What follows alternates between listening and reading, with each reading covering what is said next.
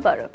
প্রিয় দর্শক, আমন্ত্রণ জানাই জিটিভির মেলোডি মোমেন্টসে, যেখানে আছে আপনাদের পছন্দের শিল্পীদের গান এবং সেই শিল্পীদের নিয়ে আড্ডা। পুরোটা আয়োজন জুড়ে আমি আছি তাসমিম জামান স্বর্ণা, এবং সেই সাথে বরাবরের মতো আছেন বাংলাদেশের বিশিষ্ট গিটারিস্ট আমাদের শাকিল মোহাম্মদ দীপন ভাই। কেমন আছেন ভাইয়া? ভালো আছি। ঈদ মোবারক। ঈদ মোবারক। এবং আমাদের সেটে আজকে খুবই প্রিয় একজন মুখ আছেন, আমার খুবই পছন্দের এবং খুবই মিষ্টি একজন আপু, দিঠি আনোয়ার আপু। কেমন আছেন আপু? খুব ভালো আছি স্বর্ণা, তুমি কেমন আছো? খুবই ভালো লাগছে, আমি তো খুব এক্সাইটেড আপনার গান শুনবো। এবং আমার খুব ভালো লাগছে। প্রথমে সবাইকে অনেক অনেক ঈদের শুভেচ্ছা জানাচ্ছি, তোমাকে এবং অবশ্যই আমাদের সবার প্রিয় দীপন ভাইকে। এবং এই আয়োজনটা আসলে একটা ব্যতিক্রমী আয়োজন। একদমই তাই। আমার এই প্রথম আসা এবং ঈদের বিশেষ আয়োজনে, তো সেই জন্য এটা অবশ্যই আমার সৌভাগ্য এবং জিটিভিকে অবশ্যই আমার অন্তঃস্থল থেকে ধন্যবাদ জানাচ্ছি আজকে আমাকে আমন্ত্রণ জানাবার জন্য। এবং এই অনুষ্ঠানের কিন্তু মূল পরিকল্পনা পুরোটাই দীপন ভাইয়ের, এর জন্য দীপন ভাইকে আরো অনেক অনেক ধন্যবাদ। এবং বিশেষ ধন্যবাদ। হ্যাঁ, বিশেষ ধন্যবাদ আপু। আমি আমাদের চিন্তা করলাম এত গল্প করি আমরা, তাই একটা সেটের মধ্যে গল্প করে ফেলি। বাহ, দারুণ। এই চান্সে গান টানও কি শুনে সুন্দর নিলাম, আর পরিকল্পনা। কিছু গোপন কথা। আচ্ছা, গোপন কথা। গোপন কথা, আচ্ছা আচ্ছা। আচ্ছা। কোশ্চেন আমাদের কিন্তু আমি থাকে। কোশ্চেন না, প্রথমেই দিঠির একটা কথা বলে দিই তোমাকে। আমি মানে আমার দেখা আমি তো অনেক আর্টিস্টের সাথে কাজ করি, দীর্ঘদিন ধরে কাজ করি, বাট দিঠি এমন একটা মানুষ, মিন্স কি এমন একটা ব্যতিক্রমী মানুষ আর কি, যার মনটা অনেক বড়, আকাশের মতো বড়। মাশাআল্লাহ। তুমি ওরে বাবা। না, তুমি সেটা ভোর হোক, রাত হোক, দিন হোক, দুপুর হোক, যখন হোক, ও যতই বিজি থাক, তুমি যখনই ফোন করবে সে কিন্তু ফোনটা রিসিভ করবে। এবং একটা প্রবলেমে পড়লে বা যে কোনো একটা দরকারে বা পরামর্শে তুমি ওর কাছে হেল্প চাইবে, সাথে সাথে সে কিন্তু তার যতটুকু সম্ভব করে দিবে, সে দেশে থাকুক বিদেশে থাকুক। খুবই দারুণ। বাহ, আসলে দীপন ভাই মানুষটা খুব ভালো, তো সেজন্য হয়তো সবাইকেই তার খুব ভালো লাগে। তবে আমি সেটা জানি না, তবে দীপন ভাই জানে যে আসলে আমার পুরো অস্তিত্ব জুড়েই হচ্ছে আমার বাবা গাজী মাজহারুল আনোয়ার। এবং বাবা সবসময় আমাকে একটা কথা বলতেন, দীপন ভাই বলতেন যে মা, একজন ভালো শিল্পী হতে হলে প্রথমে একজন ভালো মানুষ হতে হয়। বাহ, দারুণ। এটা খুব বেশি ইম্পর্টেন্ট, তুমি ওই জিনিসটা সবসময় মাথায় রাখবে। আমি ভালো মানুষ কিনা জানি না, তবে আমি খুব হাসি খুশি থাকতে পছন্দ করি, মন খারাপকে একেবারেই প্রশ্রয় দেই না, এবং সবার সাথে মিলেমিশে থাকতে পছন্দ করি। বাহ, দারুণ। এতটুক এই জিনিসটুকু আপুর থেকে আমাদের শেখার আসলে। আপু, আমাদের যদি শ্রদ্ধেয় গাজী মাজহারুল স্যারের একটা গান শোনাইতেন প্রথমে। অবশ্যই শোনাবো। ছোটবেলা থেকেই তো আসলে সংস্কৃতি পরিবারেই বেড়ে ওঠা, তো বাবার লেখা অনেকগুলো গানের ভেতর থেকে যে গানটা আমার খুব প্রিয় আমি সেটিই শোনাচ্ছি।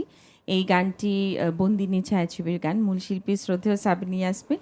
আমি একটু দুঃসাহস করি।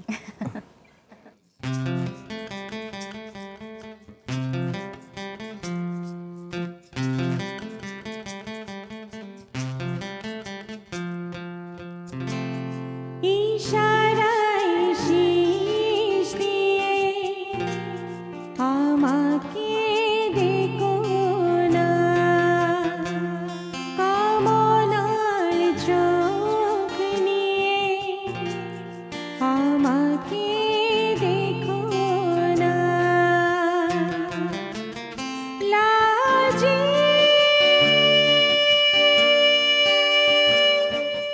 মরি মরি মরি গো, ইশারায় শীষ দিয়ে আমাকে ডেকো না,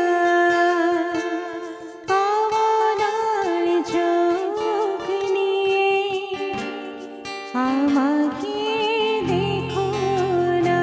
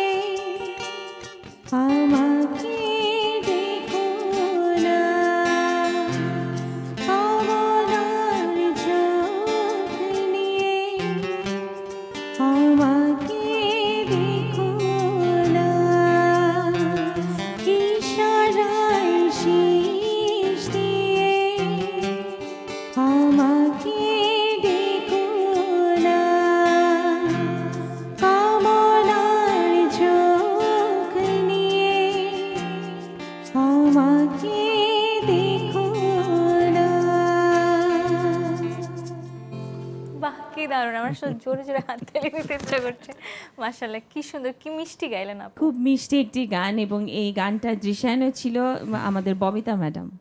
এবং তখন তো দীপন ভাইটা ৭০ কিংবা ৮০ দশকের প্রথম দিককার ছবি, এবং তখনকার সময় উনি যে দেখতে কি সুন্দরী ছিলেন, আমরা আপু, আসলে আপনিও কিন্তু তবে দেখতে আমাদের খুবই দিঠি সুন্দর। কিন্তু কম সুন্দরী না। আমি একটা এটাই বলতে নিচ্ছিলাম যে আপুকে আমি যেদিন থেকে দেখেছি আজকে একই রকম। পর্যন্ত সেম। কিভাবে কিন্তু আপু, আমার আমাকে মনে হচ্ছে যদি দিনে একটু, দিনে এই জিনিসটা আরো বাড়ছে। আসলে খুবই সুন্দর লাগছে, আগে থেকে আরো বেশি মনে হচ্ছে, আরো সুন্দর গ্লো করতেছে। শোনা, কেন? তোমাকে একটা মজার কথা বলি। আমি তো ঢাকা বিশ্ববিদ্যালয়ের ছাত্রী, এই এবং ঘটনা আমি বলতাম। হ্যাঁ, আচ্ছা। আমি জানি যে দীপন ভাইটা এড়ে যাচ্ছে। আচ্ছা, আমি দীপন ভাইয়ের কাছ থেকে শুনি, আপনি বলেন। আচ্ছা এটি আচ্ছা সেইটা তখন ঢাকা ইউনিভার্সিটির ছাত্রী, বেশ অনেক আগের কথা, তাই না? কোন একটা শোতে ইমন আচ্ছা। সাহা উনি আমাকে ফোন করছে যে একটা শো আছে, আপনারা একটু যান প্লিজ, করে দিন। তা আমি ঢাকা ইউনিভার্সিটি গেছি, দেখি একটা মেয়ে খটখট করে মানে হাই হিল পরে হেঁটে যাচ্ছে, কিন্তু মেয়েটা এতটাই সুন্দর, তার মাশাআল্লাহ। চুল টুলগুলো এমন ভাবে যাচ্ছে, আমি না দেখে প্রথম দেখাতে মুগ্ধ। তা আমি তো আর জানি না এটাই দিচ্ছি, বুঝছো? প্রথম দেখাতে ক্রাশ খেয়েছে। Oh my God! Dhaka university আমার মনে আছে টিএসসির আশেপাশে সম্ভবত, হ্যাঁ টিএসসিতেই আচ্ছা, ছিল, আচ্ছা। হ্যাঁ, টিএসসি তে ছিল। program। আমি প্রথম দেখাতে মুগ্ধ, আর দিঠি তখন তো উড়ু উড়ু ভাব একদম, মানে বয়সটা তেমন। একেবারে চোখে রঙিন চশমা, তখন সবে মাত্র ভর্তি হয়েছি ঢাকা বিশ্ববিদ্যালয়ে। কোন সাল এটা বলা যাবে না, না, না, বয়সটা এটা বেরিয়ে নিশ্চয় কোনো যাবে। বলবো না। দরকারই নাই। সেটাই না, আসলে অনেক মজার মজার অভিজ্ঞতা, মজার মজার স্মৃতি, এবং একসাথে কাজ করতে গেলেও না অনেক মজার মজার মজা, স্মৃতি হ্যাঁ। হয়, এবং আমরা অনেক মজা করি। অনেক মজা করি। এবং দারুণ। আমার কিন্তু আরেকটা রূপ আছে, ওই রূপটা আসলে ওটা অফ দ্য রেকর্ড, বাট পর্দায় আমি খুব পরিশীলিত থাকার চেষ্টা করি। আসলে ওইটাই আমরা সবাই ফলো করি আপু আপনাকে দেখে, এবং আপনার শাড়ি থেকে শুরু করে যে সাজগুজ এবং অর্নামেন্টস যেগুলো আছে সবকিছু খুবই সুন্দর, দিঠি খুবই একদম পরিপাটি। আপাতমস্তক একজন খুব সুন্দর একটা মেয়ে, তার সাথে তার যে অমায়িক ব্যবহার, খুব দারুণ। এটা অতুলনীয়। আসলেই তাই। এবং আমি আজকে যখন জানতে পেরেছিলাম ভাইয়ের থেকে যে আমাদের গেস্ট হিসেবে দিঠি আপু আসবে, আমি আসলে একটু ভয় ছিলাম, কারণ আমার মনে হচ্ছিল আমি কি বলবো, আপু নিজেই একজন এত সুন্দর শিল্পী এবং উপস্থাপনাও করেন। আমি অনেকগুলো প্রোগ্রাম দেখেছি, আপনি কিভাবে কথা বলেন, স্টাইল থেকে শুরু করে অনেক কিছু শেখার আছে আপু আপনার কাছ না থেকে। না, থ্যাংক ইউ সো মাচ। আর উপস্থাপনাটাও আমি খুব উপভোগ করি, কারণ গাজী মাজহারুল আনোয়ারের মেয়ে হিসেবে গান করছি। আর আমার মার নাম হচ্ছে জোহরা গাজী, তিনি একসময় টেলিভিশনে খুব জনপ্রিয় উপস্থাপিকা ছিলেন। তো মা কিন্তু একই সাথে অনেকগুলো ম্যাগাজিন অনুষ্ঠানে এককভাবে উপস্থাপনা করতেন। তো জোহরা গাজীর মেয়ে হিসেবে আমার মনে হলো যে মার দিকটাও তো একটু ধরে রাখা উচিত। বাহ, দারুণ। তবে দেখা যায় যে সাধারণত মিউজিক্যাল বা মিউজিক রিলেটেড প্রোগ্রামগুলোই আমার করা হয়, কারণ সেটা আমার জন্য একটা কমন সাবজেক্ট। আমার আর্টিস্ট একজন সঙ্গীত শিল্পী থাকে, ওনার সাথে ইন্টারাকশনটাও আমার ভালো হয়, এবং আমাদের অনেক কমন কিছু টপিক আছে, আমরা কথা বলতে পারি গান নিয়ে, সংস্কৃতি নিয়ে। এই কারণে দীপন ভাইয়ের সাথে আমার খুব জমে, এবং আমরা দুইজন মিলে না অনেক মানুষের সমালোচনাও করি, এটা সবাই জানে না। কি দারুণ। off the O record। আচ্ছা, এটা কিন্তু সিক্রেট গুলো বের হয়ে আসছে। আপু, এখনের প্রশ্ন হচ্ছে, যখন স্যার গান লিখতেন তখন কি আপনি পাশে বসে থাকতেন?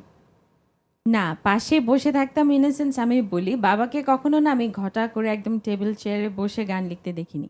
বাবা হাঁটতেন, হাঁটতে হাঁটতে দুটো গানের লাইন মাথায় আসতো, একটা সুর চিন্তা করতেন, বিয়ের আগে আমাকে বলতেন যে মা হারমোনিয়ামটা নিয়ে আসো তো, তাড়াতাড়ি গানটা তুলে রাখো, তোমার কাকুরা যখন আসবে গেয়ে শোনাবে। কাকুরা বলতে বড় বড় সঙ্গীত ব্যক্তিত্ব যারা, শ্রদ্ধেয় সত্য সাহা, শ্রদ্ধেয় আলাউদ্দিন আলী, শ্রদ্ধেয় আলম খান চাচা, আনোয়ার পারভেজ চাচা, সুবল দাস চাচা, আহমেদ ইমতিয়াজ বুলবুল চাচা, মানে ওনারা যখন বাসায় আসবেন, আমাদের বাসায় তো গানের সিটিংগুলো হতো, আমি ছোটোবেলা থেকে দেখতাম। এবং এরকম অনেক গান বাবার লেখা, এবং মুখটাও তিনি সুর করেছেন, আমি ওনাদেরকে গেয়ে শোনাতাম।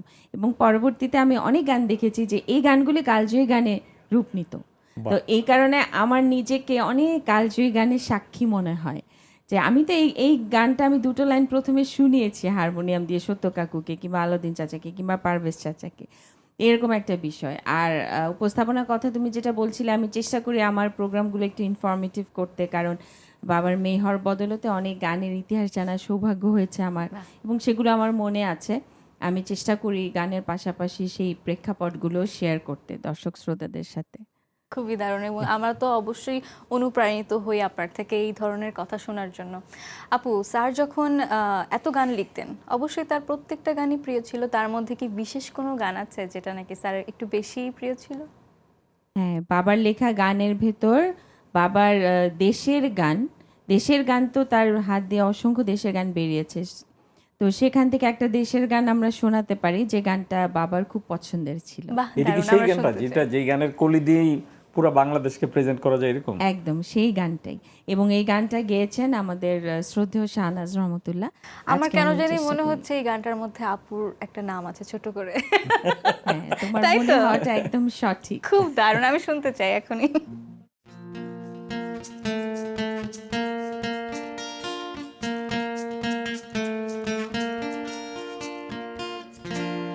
আমায় যদি প্রশ্ন করে কলো কাকলির দেশ, বলবো আমি বাংলাদেশ, বলবো আমি বাংলাদেশ। আমায় যদি প্রশ্ন করে কলো কাকলির দেশ, বলবো আমি বাংলাদেশ, বলবো আমি বাংলাদেশ।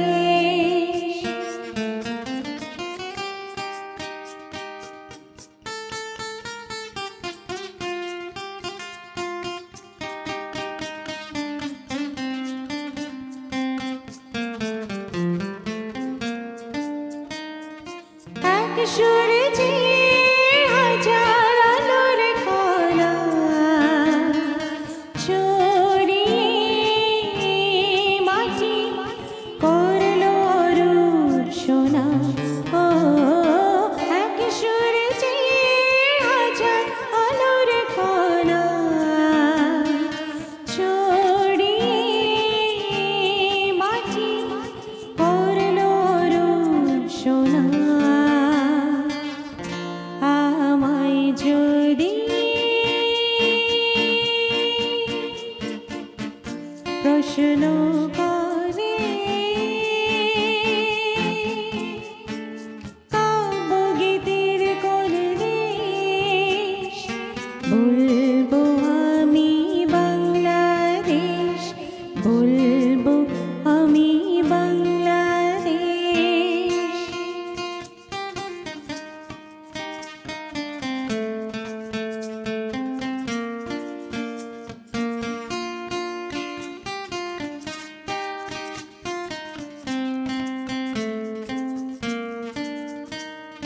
নবদিগন্তে নতুন চলার চিঠি মেলেছে, জীবন সম্ভাবনার দিঠি।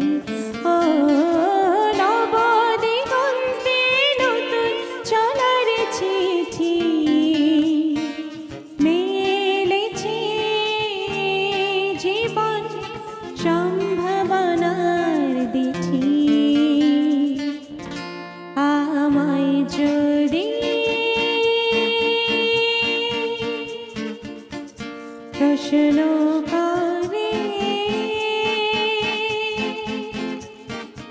আলো নদীর কোন দেশ, বলবো আমি বাংলাদেশ, বলবো আমি বাংলাদেশ, বলবো আমি বাংলাদেশ। দেখো এই গানের দারুণ।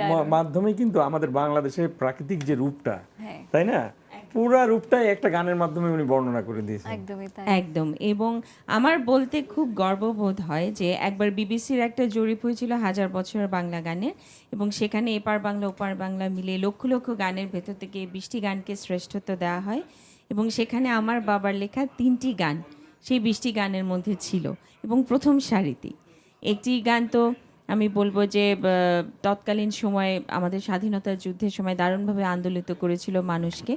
আরেকটি গান ছিল একবার যেতে দেন আমার ছোট্ট সোনার গায়ে, এই গানটি, এবং এই গানটা শুনলে আমার মনে হয় কি একবার বোধহয় গ্রাম থেকে ঘুরে আসলাম। ঘুরে আসলাম, হ্যাঁ। আরেকটি গান ছিল একতারা তুই দেশের কথা বল রে এবার বল, এবং তৎকালীন সময় একটা পোস্টারিং করা হয়েছিল যাদের গানগুলো এই 20টি গানের ভেতর ছিল, তখন কবিগুরু এবং আমাদের বিদ্রোহী কবি কাজী নজরুল ইসলাম, ওনাদের দুজনের মাঝখানে বাবার ছবিটা ছিল পোস্টারে। কি দারুণ। তো এটা আমার জন্য অনেক গর্বের একটা বিষয়। আপু, আপনার পছন্দের গান শুনলাম এবং স্যারের পছন্দেরও গান শুনলাম। স্যারের এমন কোনো গান আছে লেখা যেটা নাকি ম্যাম পছন্দ করতেন খুব বেশি? এমন অনেক গান আসলে লেখা একটা আছে, ঘটনা আছে না, ওই যে অনেকগুলো। হ্যাঁ, না অনেকগুলো। আপা বলতে তোমাকে নিয়ে লিখছি, তোমাকে নিয়ে লিখছি। হ্যাঁ, এই টাইপের। হ্যাঁ, সেই গানটা আমি শোনাই। এই গানটা মানুষই ছায়াছবি। তো এই গানটা আসলে প্রথমে কিন্তু বাবা ছায়াছবির জন্য লেখেননি। বাবা তো কলেজ লাইফ থেকেই গান লিখতেন, এবং আরেকটা বিষয় হলো যে বাবা কিন্তু মেডিকেলের স্টুডেন্ট ছিলেন। ঢাকা মেডিকেল কলেজে তিনি পড়তেন, কিন্তু সেকেন্ড ইয়ারে উঠে তিনি মেডিকেল টেডিকেল ছেড়ে পুরোপুরি সঙ্গীতে। এবং আমার দাদা জানতেনও না যে বাবা কোন বছর মেডিকেল ছেড়ে একেবারে নিজেকে সঙ্গীতে নিমগ্ন করেছে। তো সেই সময় থেকেই বাবার গান লেখা। তো যখন এই গানটা লেখে ৭০ দশকের সময়কার কথা আমি বলছি, তো তখন আমি বাবাকে জিজ্ঞেস করেছিলাম, আচ্ছা বাবা বলো তো, এই গানটা তুমি তো ছায়াছবির জন্য লেখোনি, আগেই লিখেছো, কার জন্য লিখেছিলে? তখন বলে কি, মা ৭০ দশকের গান তো তোমার বাবা তো দেখতে শুনতে ভালোই ছিল, অনেকেই আসতো তোমার বাবার কাছে নানা রকমের প্রস্তাব নিয়ে, আমি কাউকেই নিরাশ করতাম না, যেই আসতো আমি বলতাম কি এই গানটা না আমি আপনার জন্যই লিখেছি, এই মন তোমাকেই দিলাম। আপু, আমরা গানটা শুনতে চাই।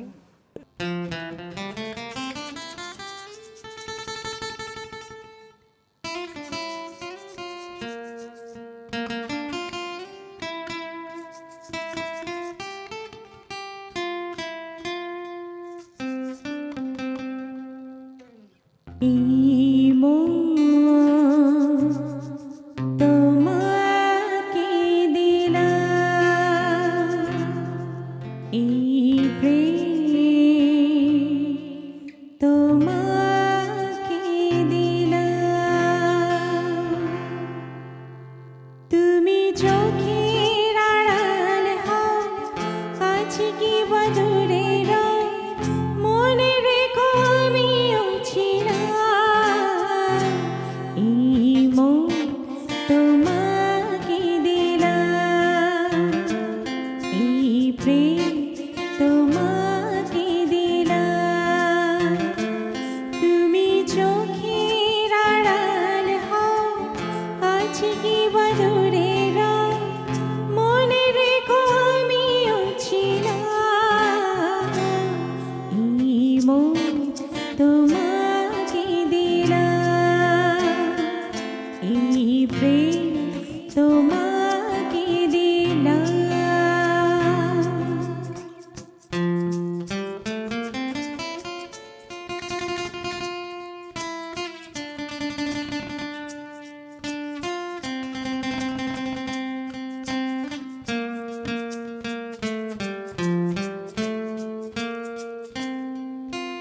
বকুলের মালা শুকাবে, রেখে দেব তার সুরভি, দিন গিয়ে রাতে লুকাবে, মুছো না গো আমারি ছবি, আমি বিরক্তি করে গেলাম। তুমি চোখের আড়াল হও, কাছে কি বা দূরে রও, মনে রেখো আমিও ছিলাম। এই মন তোমাকে দিলাম,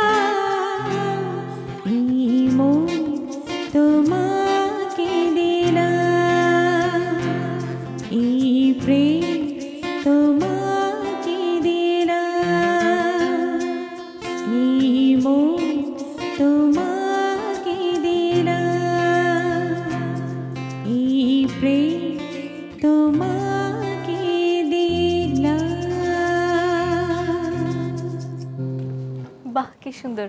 আসলে এতদিন গানটা শুনে এসেছি এবং অবশ্যই আমি তো গেয়েও এসেছি, কিন্তু আজ আসল সত্য কথাটা জানতে পারলাম, গানের পিছনের গল্পটা।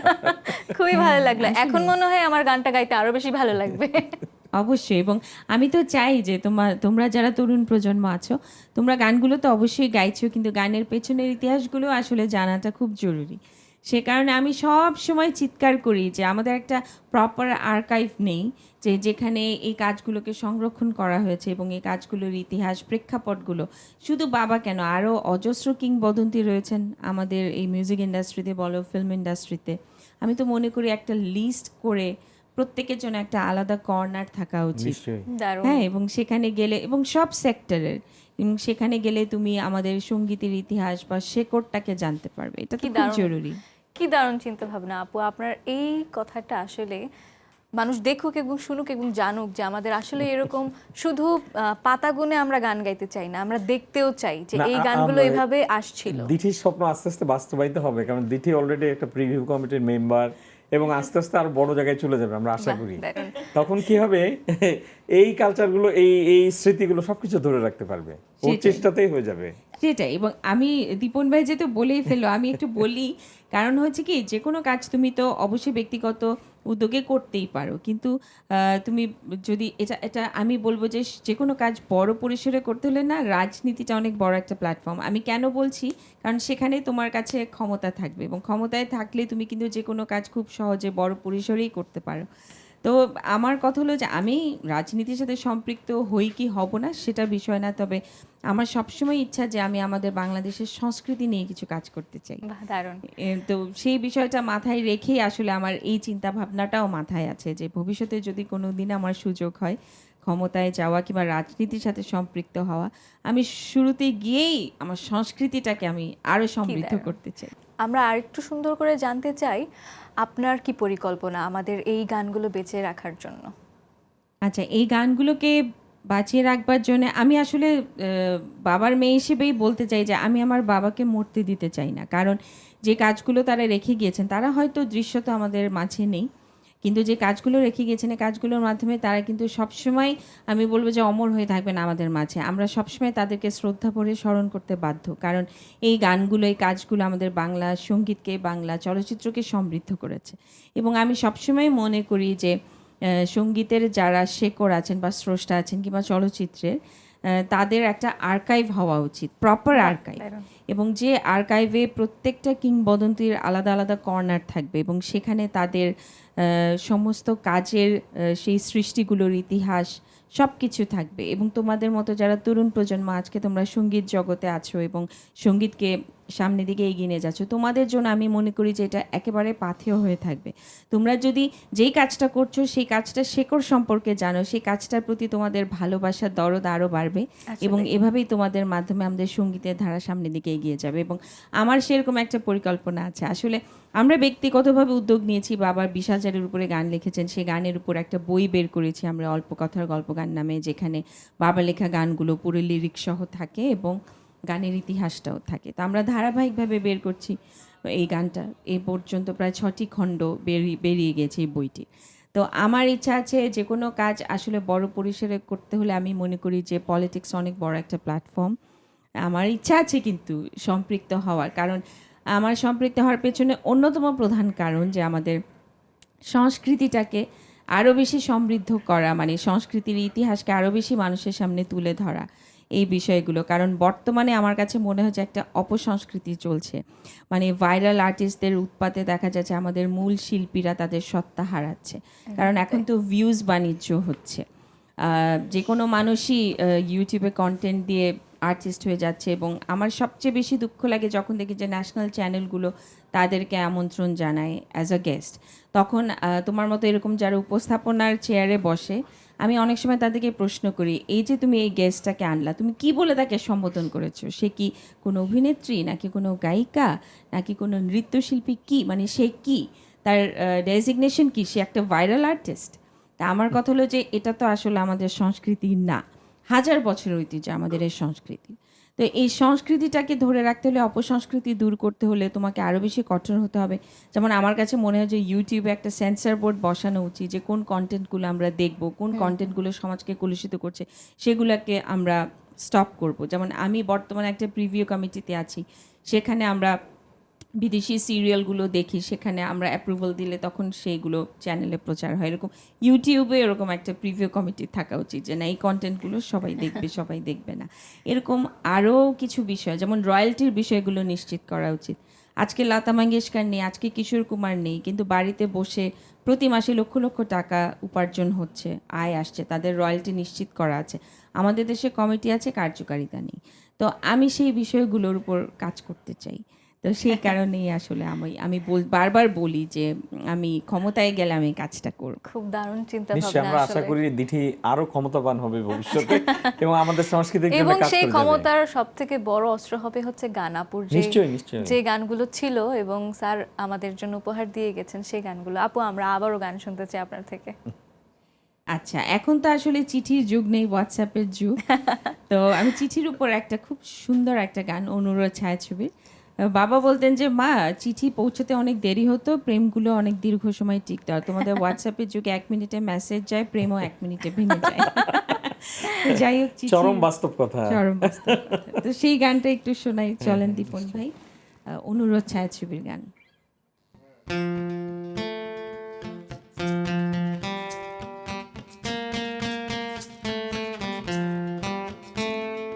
চিঠি দিও প্রতিদিন, চিঠি দিও, চিঠি দিও প্রতিদিন, চিঠি দিও, নইলে থাকিতে, নইলে থাকিতে পারব না। চিঠি দিও প্রতিদিন, চিঠি দিও।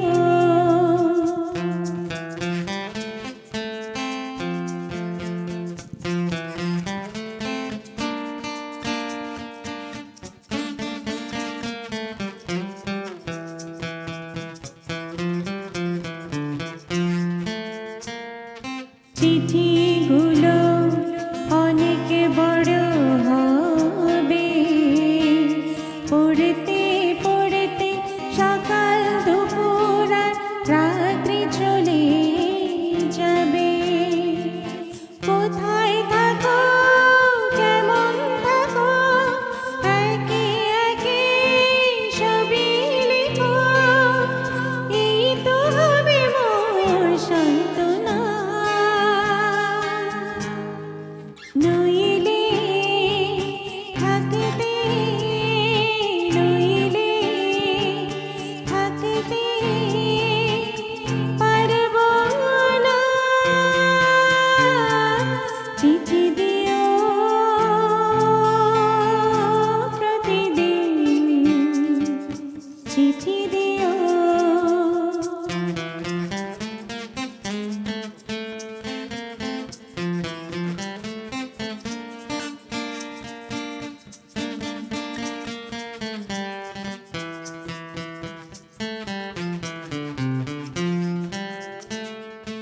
যে কটা দিন চোখের আড়াল রব, শয়নে স্বপনে জাগরণে শুধু তোমায় ভেবে যাব। আমার আমি তোমার মাঝে চিরতরে হারিয়ে গেছি, বন্ধু তুমি মোর সাধনা।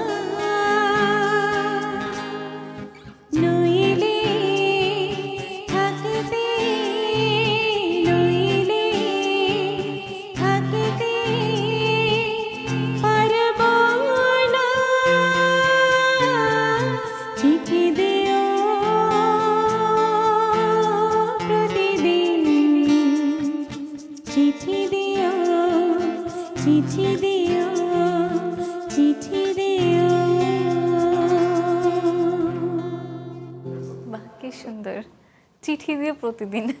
আমার মনে হয় এমন কোনো বিষয় নাই যা নিয়ে গান লেখেন নাই, তাই না?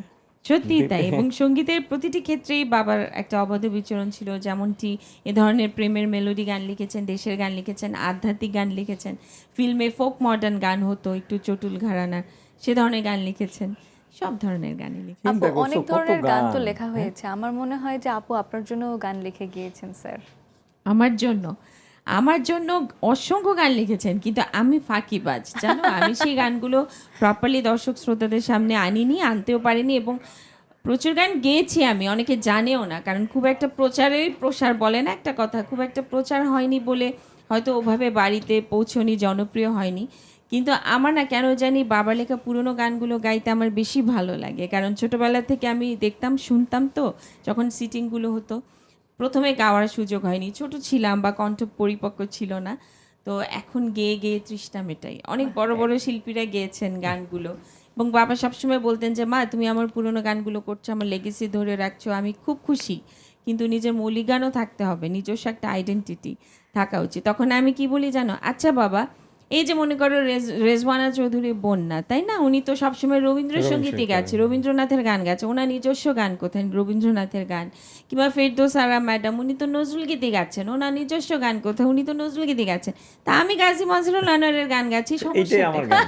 কি দারুণ। এটাই আমার। আপু আমি যদি একটি প্রশ্ন করে থাকি, যে আগে তো অ্যালবামে গান হতো, অনেকগুলো গান একসাথে পাওয়া যেত, এখন তো আর অ্যালবাম হচ্ছে না, বা ডিজিটাল যুগ এসে এখন একটা একটা গান করে আসছে এবং ভাইরাল হচ্ছে এবং কিছুদিন পর হারিয়ে যাচ্ছে। এক্ষেত্রে আপনার পরিকল্পনা কি, আপনি আপনার নিজের গানগুলো কিভাবে বাঁচিয়ে রাখতে চান? স্যারের গান তো আছেই, বাট আপনি যদি বলি আপনার নিজস্ব যে গানগুলো আছে ওইগুলো নতুন করে যদি আমাদের উপহার দিতে চান, তাহলে সেই ক্ষেত্রে আপনার পরিকল্পনা কি? পরিকল্পনা ওইটাই, আসলে যুগের পরিবর্তনে সব কিছুরই পরিবর্তন আসে, আমাদের সঙ্গীতে অনেক পরিবর্তন এসছে। একসময় অডিও ইন্ডাস্ট্রি অনেক রমরমা ছিল, সিডি যুগ ছিল, এখন কোনোটাই নেই, ইউটিউবের যুগ, মিউজিক ভিডিওর যুগ। তা আমি আর অন্যদিকে কিভাবে যাই, আমার তো এই গড্ডালিকা প্রবাহে গা ভাসাতে হবে। তা আমি যেটা পরিকল্পনা নিয়েছি, পুরোনো গান তো অনেক করছি, চ্যানেলেও হচ্ছে বিভিন্ন জায়গায়, তবে এবার আমি আমার মৌলিক গানগুলো নিয়ে কাজ করছি মূলত, কারণ বাবা কিন্তু দিঠির খাতা নামে একটি খাতা রেখে গিয়েছেন, সেখানে আমার জন্য অসংখ্য মৌলিক গান তিনি লিখে রেখে গিয়েছেন। সেখান থেকে বেশ কিছু গান ইতিমধ্যে আমি রেকর্ড করে ফেলেছি, কিছু গানের মিউজিক ভিডিও তৈরি করেছি এবং সেগুলো পাইপলাইনে আছে, এবং এবারের ঈদেও কিন্তু তোমরা একটি নতুন একটা গান আসবে, নতুন একটা গান দারুণ। আপু আসছে। সেই খাতা থেকে যদি দুটো লাইন আমাদেরকে একটু শোনান। হ্যাঁ, আমি যেই গানটা আসলে রিলিজ হবে, এই গানটা বাবার লেখা শেষ গান। বাবা তো সেপ্টেম্বরের 4 তারিখে চলে গিয়েছেন, সেপ্টেম্বরের 2 তারিখে তিনি এই গানটা লিখেছেন, এবং আমাদের এখনকার প্রজন্মের শিল্পী অপু আমান ও সুর করেছে। ও আমাদের বাড়িতে এসেছিল, বাড়িতে এসে বাবার সামনে বসে বাবা যখন গানটা লিখলেন, বাবা বললেন মুখটা সুর করো, একটু শোনাও। সে দুটো লাইন বাবাকে শুনিয়েও যেতে পেরেছিল। তারপরে তো 4 তারিখে বাবা চলে গেল।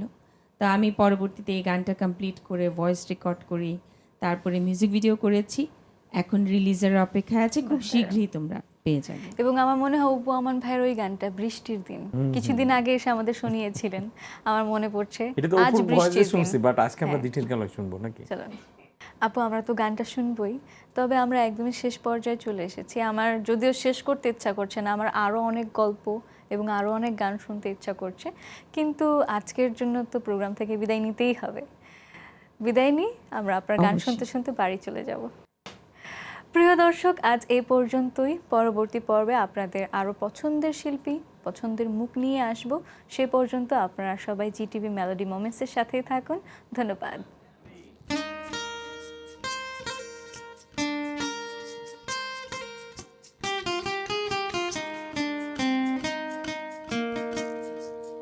মেঘলা আকাশ একলা রাতে হারিয়ে যাওয়া তারার হিসেব করেছে। মেঘলা আকাশ একলা রাতে হারিয়ে যাওয়া তারার হিসেব করেছে।